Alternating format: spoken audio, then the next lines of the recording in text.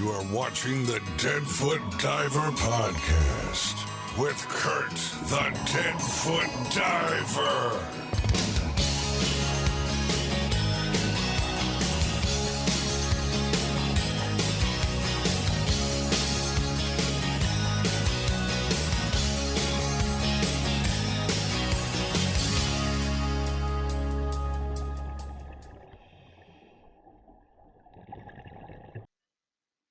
Welcome to the Deadfoot Diver podcast, where we talk about everything diving, technical diving, and the benefits of diving with disabilities. I am super excited today. And yes, I have a NASCAR hat on for a reason. I decided to pull out my old NASCAR official hat because I am so excited to have NASCAR Cup driver Brendan Gaughan on. How's it going?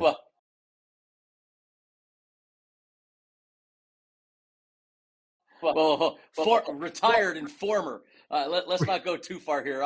I'm happily retired, but I appreciate it. I'm honored to be on Deadfoot Divers, and like I was telling you off air, I nobody really cares to hear much from me anymore. But when it comes to diving, that's one of the subjects I love to still talk about. So thanks for having me. Well, thank you. I'm very glad that you came on. I was actually shocked to hear that you were a dive master.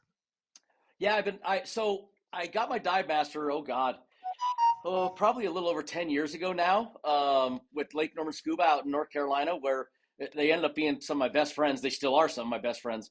And basically, when I was a race car driver, I go to the shop. I kind of slow production at the shop.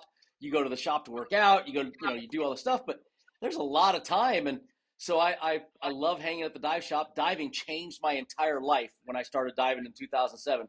And so I got lucky to find Lake Norman Scuba in North Carolina, walked in, and Andrew and Danielle, the owners, have become two of my best friends. And so I was like, well, hell, I love it. I'll do it every day. I got lots of free time. So I was the dive master when they had kids camps or you had to do all these things. I was the guy that was like, I'll do it, and I'm free help. So I'm good help. And even better, you're a former NASCAR guy that the guys are like, oh my God, he's our dive master for today. I was current. Yeah, then, well, yeah.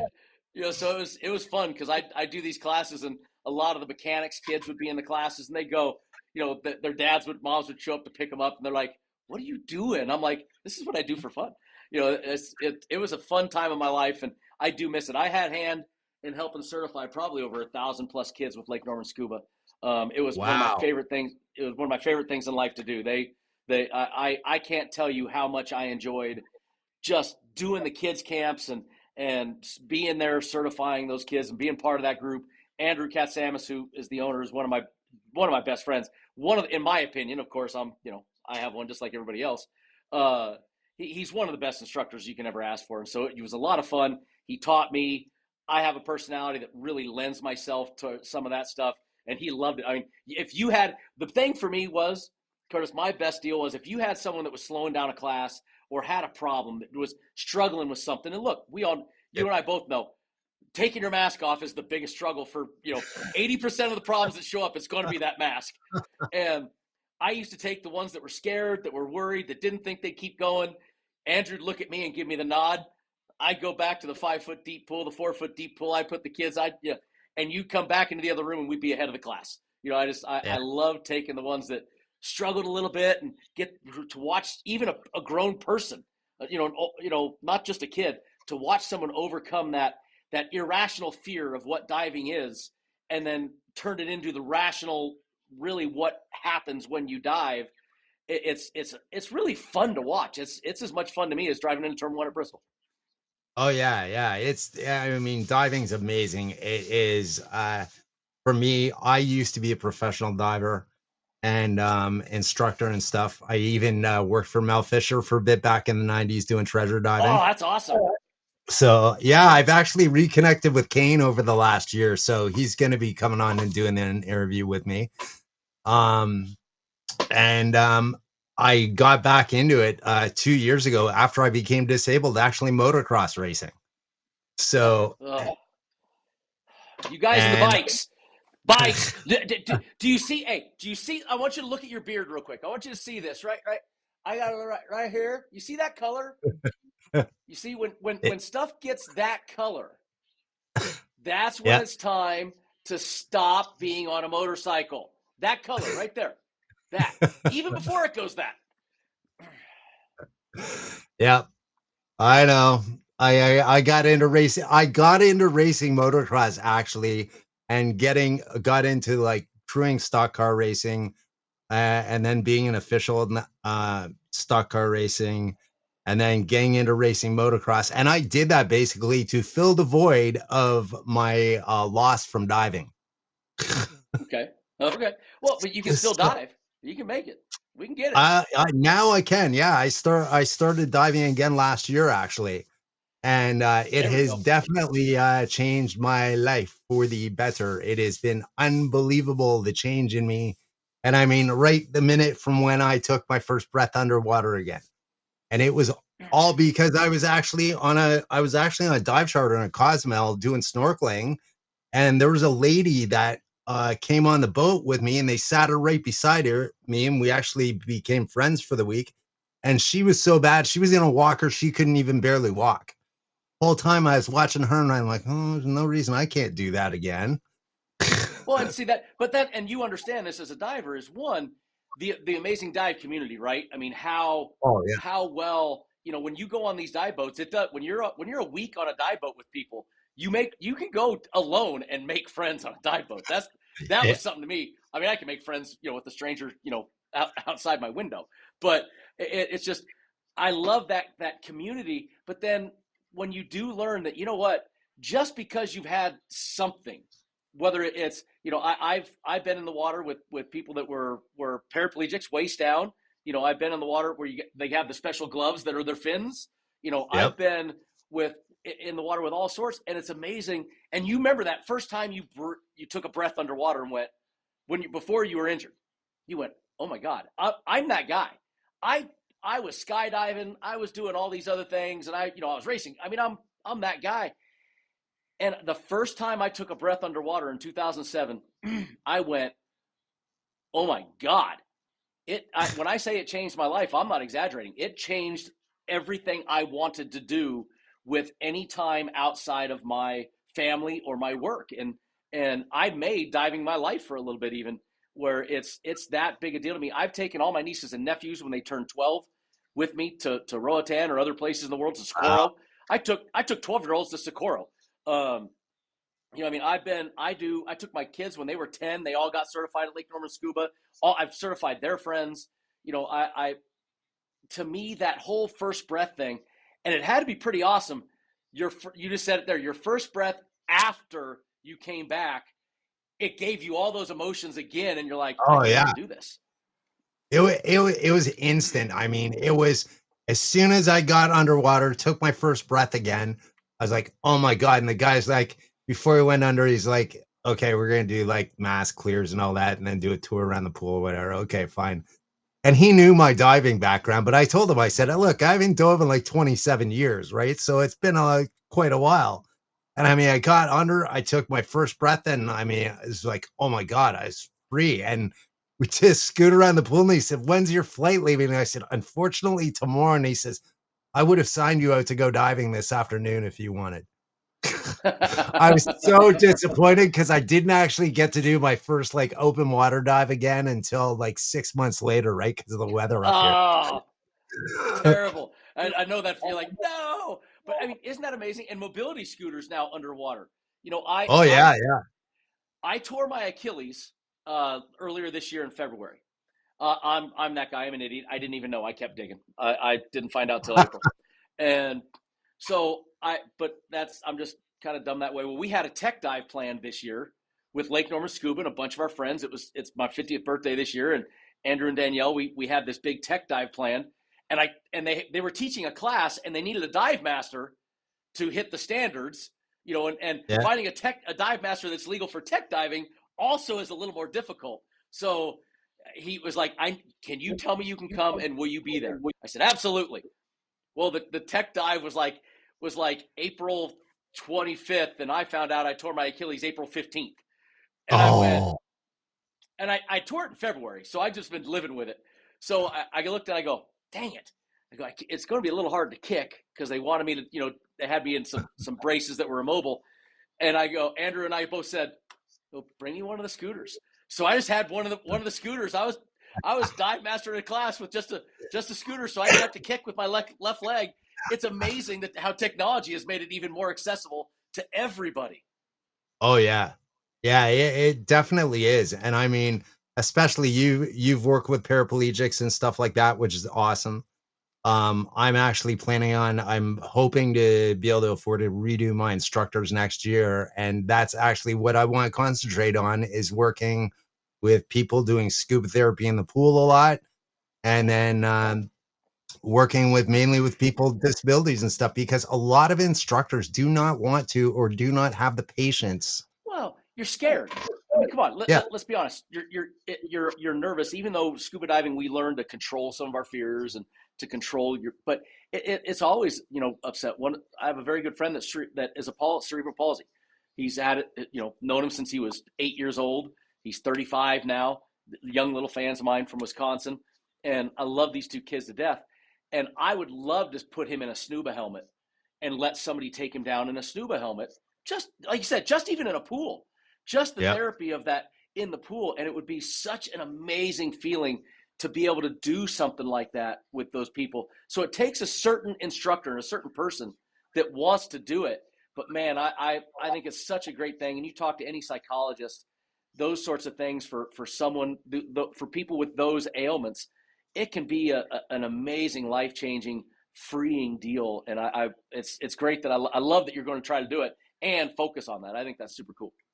That is my main goal of what I want to do, especially after how much it's changed my life getting back into it again.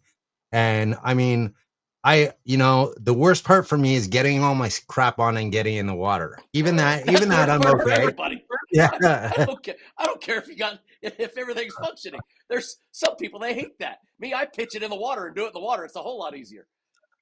I actually started diving side mount this summer. I got side mount certified in June, and that has dramatically changed my life. It's awesome. I absolutely love it. When I walk on a boat with a single tank, I have to have one or two guys holding on to me to keep me stable to walk to the back of the boat. Side mount, I just get up with both tanks on, hold on to the captain's arm, and I can walk back. I'm like good to go. And that's a great way to adapt to the issues you have. Adaptability is what you do. I mean, that's fantastic. I mean, I tech diving, all the guys at Lake Number Scuba have started switching to side mount, and I'm not there as often, so I still have it. So my doubles are steel 130s is what I've doubled up. Steel 130s. I'm a big boy. I have big lungs, and if I'm going 400 feet, I need a lot of gas. Okay. I have to have some gas to keep me down there. So I double up steel 130s, and I feel like I'm King Kong trying to walk across a deck. And I've dove those with broken ribs. I dove those with listen, I'm an idiot.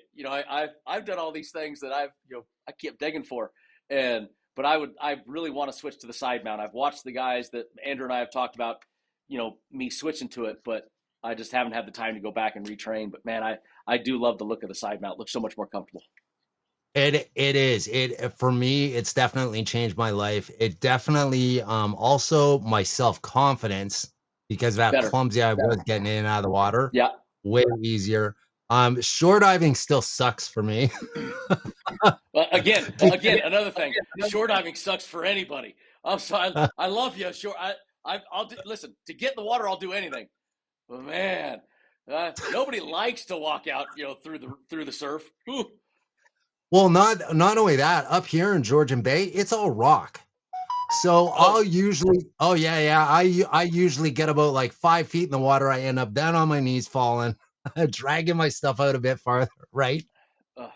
So tomorrow I'm actually going on a dive charter, and I just picked up a set of steel 95s yesterday, so we'll see how I do with those. So not a steel 130, but we'll work your way to it. I can't imagine diving with the steel 130. Like how much weight total are those? If I have if we're diving with the 4 stage bottles and my steel 130s, I think we were at, I think Andrew and I weighed it one day.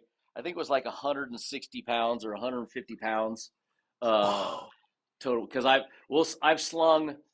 done steel 130s with 80s, slung 80s on me, and so not just 52s. I've slung 80s for that, Yeah.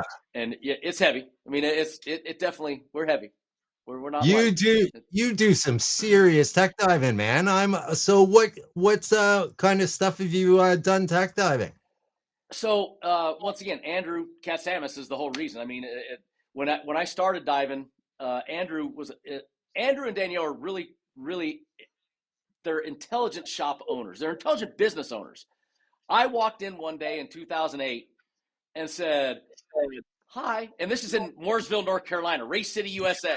I walked in just head down, like, "Hey, I'd like to. I got a dive trip with some friends, and I'm not certified, and me and my wife would like to get certified, and well, schedule class." I said, "Well, can I do private lessons?" And they're like, "No, we don't. Yeah, da, da." And we joke to this day that Danielle, his wife, she calls me a D to D because I walked in and she said, "Well, we have a trip planned for Florida this weekend, but you have to read this book." Folks, we used to do things with a book. They're paper, they're made out of trees. You go left to right for those that do e-learning. And Yeah.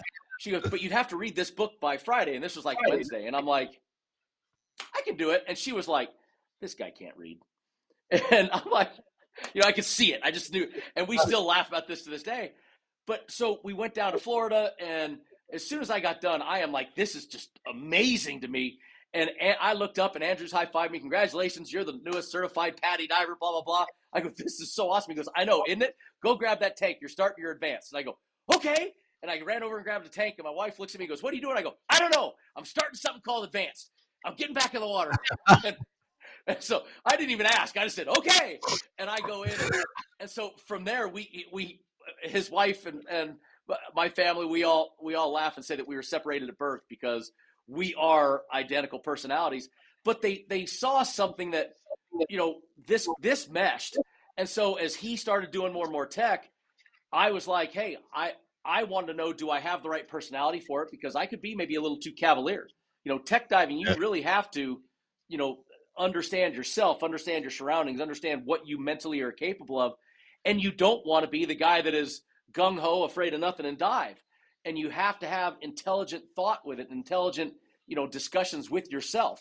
And so went down, did the Oriskany, went to go to the screws one day, and right before I went over the edge with him from the deck, I grabbed that rail, and all of a sudden my computer, my sac rate spiked, my heart rate was up, and Andrew looked at me, goes, "Okay," and I go, he goes, "Huh?" I go, "Huh?" He goes, "Huh?" I go, "Huh?"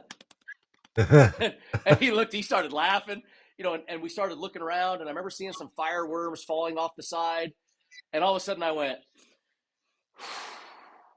"Okay, let's go." And from there, I've never looked back. I mean, we've our deepest right now is 390. Been just short of 390. and Wow. so I love doing it. Done hot drops in the middle of the Caribbean. Done hot drops. I've been all over the place. Hot drops are, to me, one of the biggest fears. I love that the Nautilus deal we carry, because when you do a hot drop in the middle of the Atlantic out in North Carolina looking for a boat that's at 320 and there's no line, there's no nothing. There's a lot of fear when you're jumping in that water. And 320 feet with no line. no, just a hot drop. Whoa. And so I mean, I've learned, those are things that I find everybody thinks it's adrenaline, but you'd be able to answer this, and maybe other divers, but it's not adrenaline so much as it is the control of that, to keep yourself calm, to keep yourself focused and understood, and in that moment where you can't let all that get to you. You've got to learn how to just do it. You train, you do what you do, you have the right mindset, you go down, you accomplish your mission, whether it was to see that boat, whether it was to find something, whether it was to just explore a new area, and then follow all your, it to me is so cerebral, so much fun. And to me and my mother, who my mother hates me for this, and so my father hates me worse. But to me, it's peaceful. I find it peaceful, and even though it's probably anything but, we don't often talk about tech diving in recreational circles because I don't want to scare my friends. Listen, 50, 60 feet, come up whenever you want. It's beautiful, pretty colors and pretty fish, and you come up, it's great. Yay, you're tired. We don't want to talk about the other stuff. So I rarely talk about the tech diving because it's just such a world that you don't want to scare away the recreational diver. But I do love that tech diving, man. I miss it. I got to go on a tech dive this year with Andrew and the guys, and so it was fun that I got to get back in the water. But I miss it. Me and Andrew we're working on trying to get to a 450. So I got to start Wow. toning up and getting trained again. So what are you gonna dive on? That's 450. There's a U-boat that we want to get to, and so U-boat. We're trying to train to it and get to where we can hit to it. So that's and once again, you notice I keep saying the word train to it. Yeah. You don't just say, hey, let's go there tomorrow. You got to train to these things, and it's fun. And I'll tell you, computers nowadays, how far they've come, how they track your sack rates, how they track all these things. It's amazing. I hadn't been in the water. I use Eon Steels is what I use, and then I had a new computer that we were testing out. It's amazing how much stuff they can track on your dives. It's super, super, super cool. So I'm really excited to get back in the water and start using some of the new technology. Yeah, it's pretty awesome, the stuff that they do now. It even amazes me when I started diving again last year in Cozumel, or before that in Cozumel when I was down there. And I remember in the 90s, it was like voodoo gas. You don't dive nitrox, blah, blah, blah. Everybody gets ticked off. My nitrox number is actually like 6126 or something. Like it's low. It's low. It's 4 numbers, right? In fact, That's awesome. I got taught by Dick Ratowski, actually. I was very lucky. I got taught by Dick at an Underwater Canada show. Yeah. He's 90. I think he's cool. 93 now.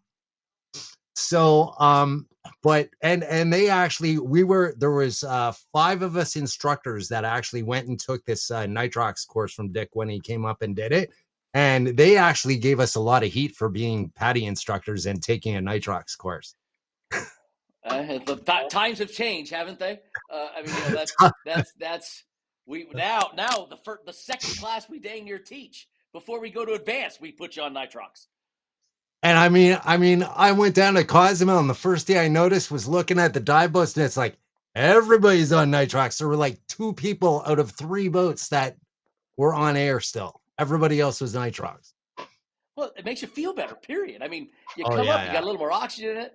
And once again, once you train and learn the positive and negatives of nitrox, now that science has come since 93 when you did it. And I mean, you and I both know, you come up you do a 2-tank dive or a 3-tank dive on a boat on air. By the time you get back to the dock, you're a little, I'm tired. You breathe a nitrox dive, you're like, hey, let's go to dinner. Let's go to lunch. I feel pretty good still. I did a Blackbeard's cruise in April, and it was all on air, and I did 19 dives in 6 days. And I was like, oh my God, I missed nitrox. I bet you get tired after that. Yeah. And your bottom time kept shrinking and shrinking. It was like, oh my God, because that was actually the most diving I'd done in like 30 years almost, right? So that's awesome. So you ready for a really bad one? Not bad one, good one. Yeah. I took a whole 14 friends out to Socorro. We had a boat at the time, and the boat had a nitrox bladder system on it, so we could make nitrox on the boat. So we got the permits, and we got all the way out to Socorro. If you haven't been to Socorro, it's the Galapagos of the North. It's stupid how awesome the place is. But Andrew and I, so I have all my buddies. We've taught them all to dive. Everybody on the boat's a diver, and we're going to be out on the island 4 or 5 days, and if everybody dives 2-3 times a day, you'll get 15 dives in, 10, 15 dives in. Okay. So Andrew and I do 60 plus dives while we're out there. 60 in And how many days? 4 or 5. And Whoa. so we're diving nitrox, and we're not doing deep every dive. We're doing a lot, trying to do a lot of 30, 40 footers, 45 footers, just to keep to even have a chance to be able to keep diving. But anytime somebody wants to dive, we jump in. We're always diving. We come up, put a fill whip on our back, keep on diving, and just get back in. But the best part was one morning, our goal is to never desat while we're out on the island. Our goal is to never get out of no-fly. So one morning, him and I are sitting at the bar on this boat, and we got our zucaritas, and we're eating our zucaritas at the bar, and we're talking about maybe what cove we're going to go into today, where we're going to try to dive, and we're sitting there, and Andrew and I looked down at our computers, and we had like 8 minutes of no-fly left. And we looked at each other, and we dropped our cereal and our spoons on the counter. We thumped, bump, bump, bump, bump, bump, ran out the door, grabbed our tanks, didn't even grab fins or nothing, didn't put them on, because we had a drop line going down the back, just a line with a weight on it. We literally grabbed them, jumped in the water, put a mask on, jumped in the water, put our rig in our mouth, went down to about 25, 30 feet, sat there for like 4 minutes until our computers registered that we had some build, and then climbed ourselves back up the rope. We were only over like 40 feet, so it wasn't like we were just sitting on this thing at 25 foot holding on to the line. We looked at each other and go, okay, came back up, walked back to the counter to eat our zucaritas, and his wife comes up and goes, what was all that noise? Like, what? And we're soaking wet. And she goes, did you guys jump in the water? We're like, yeah, we were almost out of no-fly. She's just like, you two are nuts. So yeah, we just continued eating our zucaritas that were on the counter. All good. So diving is so much fun. It's so enjoyable. You get lucky enough to go with friends in places. You take family in places. I got a picture of my 12-year-old, 14-year-old, and 16-year-old at the time niece. All 3 nieces. There's a picture of them at the boiler in Socorro with about 35 white tips in their little cove bay sleeping, and we're about 50 feet, 45 feet, and we have my 3 young nieces, and they're over a 200-foot, drop. And I got a picture. I sent it to their father and their mother, to their dads and moms, and my brothers are like, I'm going to kill you. And I'm like, they're good. Don't worry. And it's like, I love how just you get such a bond with diving. I talk about this more passionately than I do NASCAR, than I do casino. I love diving. It is such an amazing thing. So out of all the dives you've done, because you've done some pretty serious dive, what's your coolest dive you've done so far? Oh, I wish I could tell you one. First, a couple of them. Me and Andrew were in Sia Cortez and had an orca and her baby swim this close to us. No, really? We were filming a couple sea turtles. We ride it up, and we were talking about how much time was left, and which way we were going to finish, and where the boat was going to pick us up, and all of a sudden, Andrew's my guru in the water. This guy he's my instructor. He's my best friend now, but he's the guru. And I looked up, and his eyes got as big as your glasses, and he went, and I'm like, oh, that can't be good. I'm like, if he's got his eyes like this, and he's pointing behind my back, I'm like, oh, God. And I swear I thought I saw him reach for his knife for a second. And afterwards, I go, he goes, listen, I don't have to be faster than the orca. I just got to be faster than you. Pow! I was like, kind of like the bear. And so I turned around, and I'm telling you, this mama and baby, we got it on video. They came literally, if I reached my arm out, I would have touched her. And they went right around us, and they were probably going for the turtle, the turtles we were filming. And then they had 2 idiots in their way. And as you and I both know, orca are not dangerous at all to us in the wild. And she just went right on around us. Her and her baby tucked right in, going. And so that was first one of the and that was early on in my dive career. That was like my second big dive trip. So, talk about setting the bar too high. Yeah, no kidding. But then after that, I mean, I'm a big animal guy. We all know there's different type. There's macro people. There's rec people. There's all sorts. I am a big animal. I love big animal. So the main animal I'm missing right now is a whale shark. My kids have been in the water with one. I have not. No way, really? And your I've had a kids giant.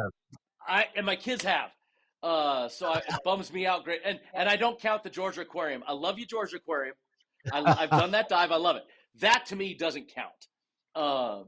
But I've been with a giant Pacific hammerhead, the giant mantas.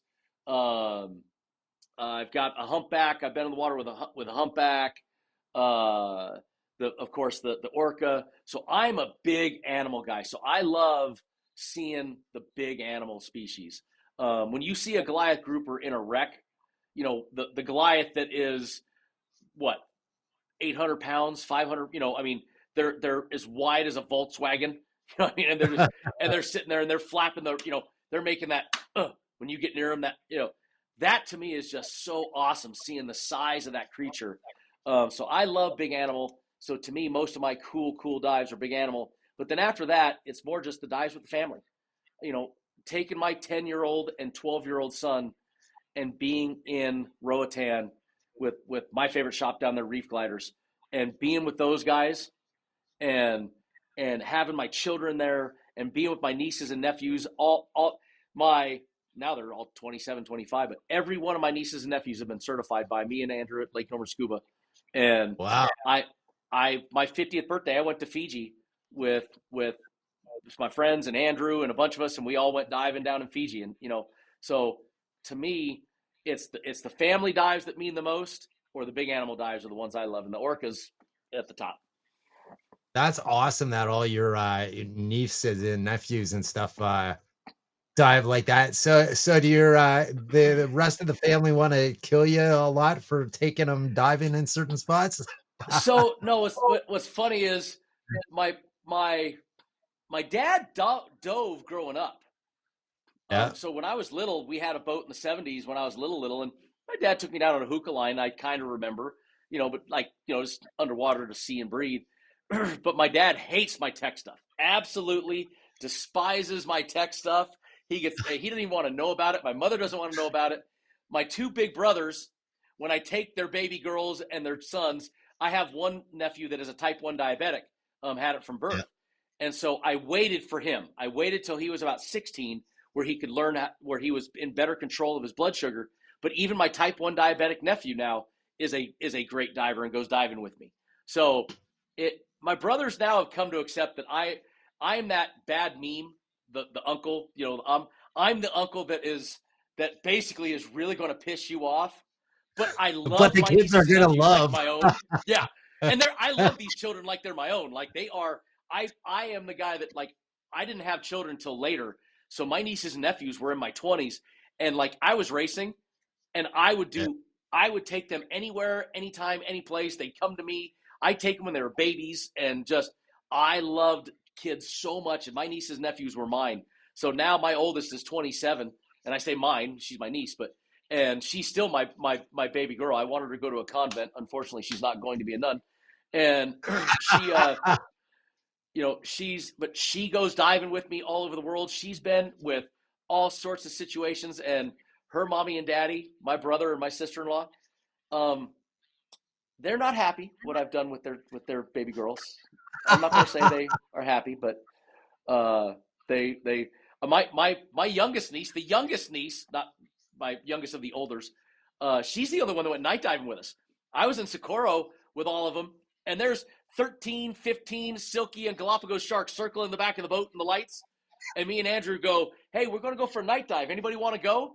And all the adults immediately grab a beer and are like, oh, I started drinking. I can't dive. And the young ones, which don't have that excuse, they're like, I'm tired. And Gwenny, my youngest one, at the time she was 13.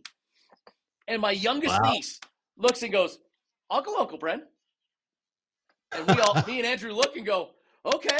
So we jumped in the tender, and we went around, you know, away from where all the sharks were behind us. We dropped in. my 13-year-old niece, it was so cute, Curtis, she was locked onto my arm as we're as we're going around, and then I'd have the light and I'd point something, and then I'd go, come here, and I'd bring her with me, and then I'd go to do something, and she'd go to Andrew, and she'd grab onto Andrew's arm, and she's holding Andrew, and they're going around, and we did a lights out deal with her and let her see the string of pearls and all the, all the cool things that you see underwater at night that people don't realize you can see, and she got done, and she went back to her brother, and she went back to her cousins, the two older, and she's like, I went to a night dive, you didn't. And when I told my brother John and my sister-in-law Barbara that their baby girl went, that we left the 15 sharks circling the boat to go over here to go dive, my brother John, I thought if I was in the room with him, he would have stabbed me with any object that was blunt or sharp. It wouldn't matter. He would have taken me out. But I just, my youngest niece she's a cowgirl, man. She's tough, and she, to this day, she's the only one that night dived with us. The rest of them wouldn't do it. My Gwenny, she's been there. That's awesome. I mean, I would be the same type of thing if I had grandchildren or nieces and nephews. I would be my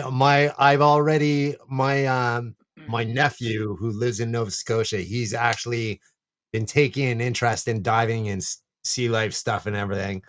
And I said, well, I'm gonna get my instructors again. So, and I said, I warned my sister-in-law. I said, you're gonna hate me later. I said, you think you don't like me now? I said, you just wait till he gets older. Just wait. Because I'm gonna be the uncle he loves and the one you hate. More than you do now. When my first one, when Emily, who's the oldest, turned 12, I was racing cars. I mean, I was still racing. And she came to North Carolina, stayed with me for a week, went to the race shop, went to the dive shop. We taught her how to dive.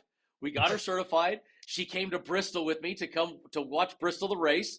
My brother showed up, and they went to the race. They took their baby girl home, and then 2 months later, we're in Roatan diving, and hanging out. And then, then 2 years later, the next one turned 12, went to Road America with me, and did the same thing. And then I took her to Roatan, and then the next one came, and then I took them all to Socorro. And I didn't quite tell my brothers, I may have lied slightly about how difficult it is to get to Socorro. I may have told them it's just an island off of southwest of Cabo, off of Mexico, just a little bit out there, and did not really tell them that it's a 24-hour boat trip out there to the middle of nowhere where you're so far south that some satellites that we have in the northern hemisphere don't even reach. So when they found out where we went, they were another time that they really weren't very happy with their little brother. Yeah, but then the really funny part is you got your niece who's all pumped up from just been on this dive trip. So I mean, what the hell are they gonna do at that point, right? No, I think. Well, and the best is all my nieces. Every time they get their boyfriends, they're like, Uncle Brenny, you need to teach them how to dive because they want to go dive. They want to go dive somewhere, and they're like, well, he doesn't know how to. Uncle Brenny, we need to go back to Andrew and Danielle and go dive. I'm like, okay, let's go. So we just teach. They bring them. We'll teach them how to dive. That's my deal. We go back to North Carolina. We spend a couple days. We go see Andrew and Danielle. We stay at the house and we go dive. So how many dives do you have total about? Logged, because I was going like you for instructors, that sort of stuff, I had to log. I've logged over 800. I have probably, and you got to remember, logging a dive was in the quarry doing 3 to 4 classes. That every time you do a 20-minute dive, that's, so real like ocean, real world, I probably got about 750, 1,000 dives, maybe a little more than 1,000 dives in the wild, because we used to go to Socorro all the time on the family's boat, my friend's boat, and me and Andrew do 50, 60 dives in 4 or 5 days, and we've done that a dozen times or so. And then we go to places, and we go to of course go down to Cayman's where it's shore diving right off of Sunset House. You just jump in the water with tanks. We'll dive 7, 8 times a day there. So anytime I go on a trip, when I go on a dive trip, I go to dive. We're not there we're going to dive. You're going with me, we're diving. I'd love to do a dive trip with you sometime, man. Come on, let's go. I'd love it. I got lucky. Right before they closed Guadalupe, I got to go to one of their last shark dive trips that they did right before they closed Guadalupe Island. So I've been to the Great White Cages and did that in Wow. Guadalupe too. Those don't count as dives, but I got lucky and got to do that right before they shut down the island. So I'm blessed, man. I'm a lucky man. I love my life. I love what I've been able to do. I love traveling with family, and I would be honored to go dive with the old DeadFoot diver, and we could go on a trip somewhere. I'd be happy to find you. That'd be awesome. I would love to do that, man. That would be super cool. So, and plus, then I could hear more about your NASCAR racing days and stuff too. So you actually still race. Okay. You still race though, right? Like you were just racing 2 weeks ago, right? So what do you race now mostly? It's called the Score Desert Baja, like the Baja 1000. I grew up doing those. My father grew up doing those. That's how I got into racing, was desert racing. So I still do all the Baja races. I just do the 4 Baja races a year, and I don't race the desert stuff in America. My young son, who's now 12, he races cars. He raced in the Baja 500 with me 2 years ago as an 11-year-old. At 11, yeah, he did the Baja with me. He did the last 80 miles of the Baja 500 with me in the passenger seat. So I still race down there. Love my desert racing. That to me is the other thing I really am passionate about. I love off-road racing. It's such a wild adventure every time. Pre-running and the racing and the whole deal is so much fun, and that's what I grew up doing. But yeah, the NASCAR stuff. I mean, it was a great life. I had an amazing time. I got to drive for Roger Penske, Richard Childress, Rusty Wallace. I mean, some days I forget how great I had it. My sons don't know all that because I had them a little later in life, and they'll be saying something and they'll see a picture and they'll go, "What was that, Daddy?" I'm like, "Oh yeah, I forgot I drove for them. That was and we were somewhere one day and a guy came up who used to work for Kodak and was like, "Oh, dude, you were my favorite Kodak driver." I said, "I was there 1 year and I sucked." And he's like, "No, you were the best. You were this and that." And my son's like, "Kodak?" And I'm like, "Yeah, there's some boxes hidden somewhere, maybe that I can find just some old Kodak stuff." I mean, driving for Napa, Kodak, I can't. I was one of 5 Hour Energy's first drivers they ever sponsored in 2009. Before I remember that. So many things. You really have to keep perspective and remember that I'm very, very lucky and very blessed. And I really appreciate what I've been able to do in life. Yeah, it's cool. I mean, I would love to go. I mean, I would kill to go for riding a desert truck with you because I'd do it in a heartbeat. Listen, we can get you in. We can absolutely get you in. I mean, I used to help Evan Evans. Walker Evans' son is a paraplegic, waist down, who races. And I've been putting Evan in his race car for when nobody else was around. So I mean, we can get you in. Don't you worry. We'll get you buckled down, get you strapped down, and we'll let you go, man. We'll have some fun. I would love to do that, man. That would be amazing. It's always been a dream of mine actually to go do it riding a desert truck. It's the most fun you could ever have. Scuba diving and desert racing. Totally, one has adrenaline and one is wild and frightening, and the other one is very peaceful and calm, even though people think it's wild and frightening. No, one what they think isn't it, and one what they think is it. It's funny though, because diving, like, since I've done both as far as like motocross and stuff like that goes, I mean, they're both are an adrenaline rush. It's just the diving, it's still I get an adrenaline rush out of it, but it's a calm adrenaline rush, like you said. It's that peace. It's the most peaceful extreme sport you can ever be a part of. And now the great race car drivers, the ones that can do it forever, take that extreme environment of the racing and learn how to make it be peaceful in that car. So it actually has a lot of the same deals where both of them, when you mess up in either one, it's going to hurt. It's going to leave a mark. So you don't want to mess up either one. But if I got to choose one to mess up, I'll choose the race car, because the mess up in diving probably going to be worse. So, Oh, it's yeah. Yeah, I mean, I'm it's pretty just, busted up and got lots of metal in me, but yeah, but you the got a medal worst. in you, and you're still here.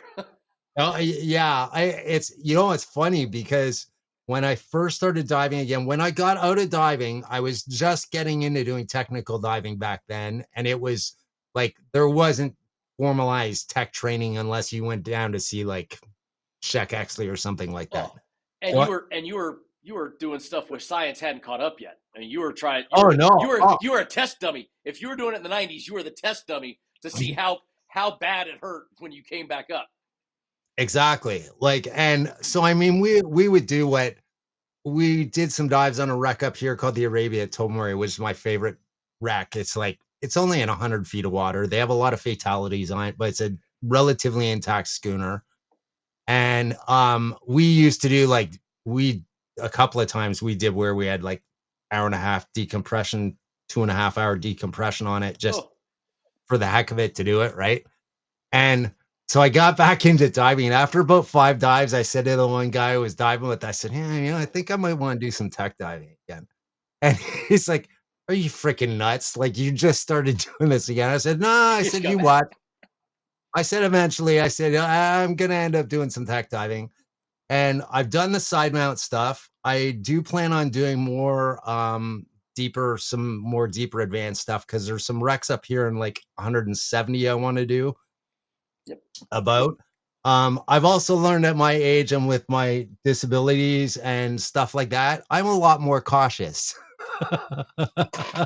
Good move. Very good move. And look, I you said it right. You don't need to go to 390 to tech dive. You can do a nope. great 170, find a great boat. It's going to have a bunch of great grouper on it. It's probably going to have a couple shark, maybe some sand tiger Well, running not up around it. here, down there, yeah. Yeah, I mean, yeah, a little colder up there. But, you're going to see, you're still going to see, and if it's colder, the wreck's going to be more intact. But you can do 170, do some side mount, sling a couple, stage bottles. You're not doing 200 pounds of gear on you. You're not doing all those things. You can still control it well and still have a great time. Do a slight where you don't have, like I said, you don't have to go to 300-400 to be, an idiot to Oh go yeah. be a tech diver. You can do things in that next medium range and have a great time without having a million things on you. And you can do it. People do, I drives me nuts when people think they can't do certain things. It's like, no, I got a paraplegic who drives a race car that's one of my best friends. I got guys that dive that are, you can dive. You can do things. I got a ton of Yeah. military buddies that are prosthetic arms, prosthetic legs, and it's like, yeah. And they're the first ones that are like, what do you mean you can't do it? Who says I can't do When that? I first got hurt, when I did this injury with my left leg, where I have no feeling below the left knee, Mm-hmm.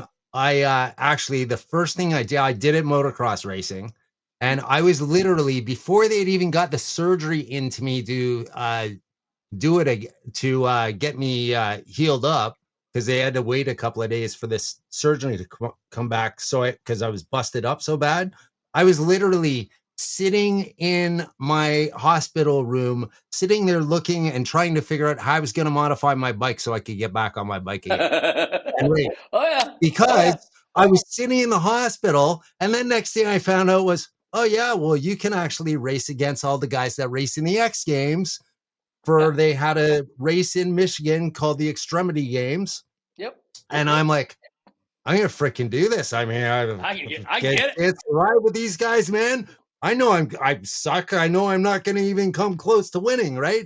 But But I I can can do say it. I've been on the track with Doug Henry, Mike Schultz, all those I can guys. do it. Right? No, Yeah. that's the attitude. I mean, look, life isn't perfect ever. And whatever it throws at you, you got to keep moving. And that I think is a great testament to what diving can do to people and how happy it can make people again.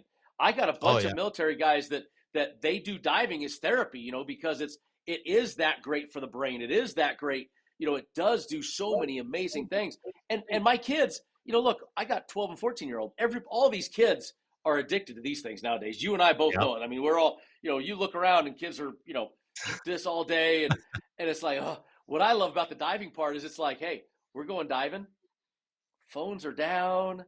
We go out, you do the dives. There's no, it's just I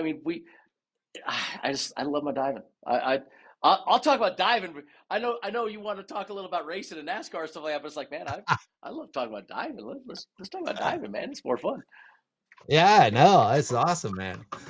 So, well, thank you, Brandon. I really appreciate you for coming on today. It has been amazing talking to you. It has been, honestly, I have been a huge fan of yours since you were racing NASCAR and stuff. So it is a huge honor for me to have you on here and to know that you're a diver's I thought was even cooler. And now, man, I think you're even more badass after hearing all the stuff that you do diving. So No, that's I amazing. appreciate it. And look, I'm just the hashtag scuba driver.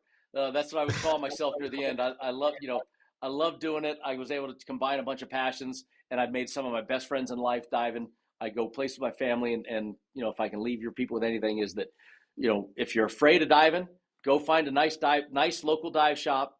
I promise you're going to find a local dive shop somewhere that's got a great family, husband, wife that own it, got their kids there running around, and what you think of diving, if you're the ones that are afraid of it, just let me get you in a pool and teach you how easy this is, and it will change your life for the better.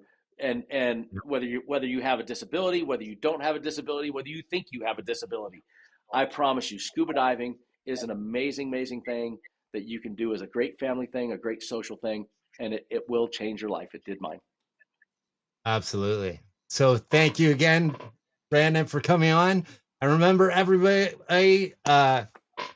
take care. Have a great day. Make sure you like, share, and subscribe on the DeadFoot Diver, and grab an adventure and live. See you next time.